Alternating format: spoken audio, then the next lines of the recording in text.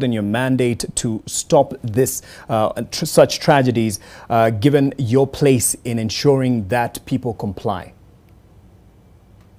We haven't failed. If we have failed, then there will be total chaos in the industry. No building will be standing. We register thousands of buildings across the country every year. Unfortunately, we have cases of collapses, but all the buildings that have collapsed have no compliance at all whatsoever. And we've stopped them, not once, not twice, not thrice. So the issue is, if there was no action, or if we are not doing our mandate as expected, the 0.1% unfortunately collapsing, it would be a very serious magnitude in the industry. Okay, so you say you haven't failed. Let me just give an opportunity to Professor Owiti here to give his diagnosis or at least assessment of the situation. This is something that you are very keen on, the the construction industry and sector. Where do you believe the main crack is, and which pillar is failing in holding up the structures properly?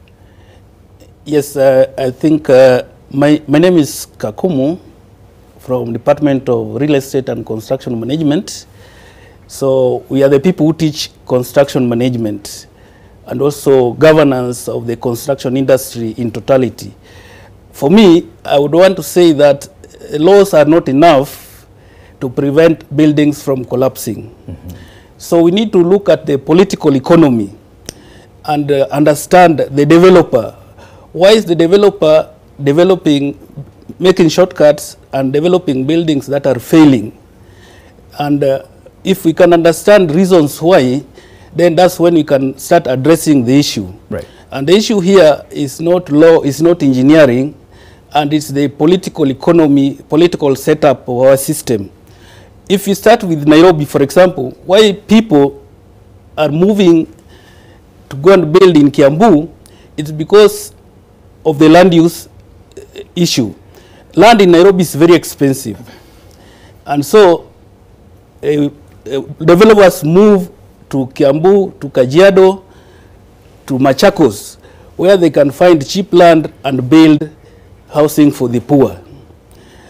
And in Nairobi, developers go to the valleys, the hazardous land, where buildings which cannot support buildings, for example, in the Madare River Basin. So then they go and build there, and then buildings come crumbling, because they cannot afford land in the city. The land in the city is very expensive, and the developers who want to develop for the poor cannot afford it. So they go to hazardous land within Nairobi or migrate out of Nairobi. And this is a situation which has come because the government has neglected housing for the poor and has left this problem to private developers. And private developers, their main intention is to make money. They must get money for their capital. Okay.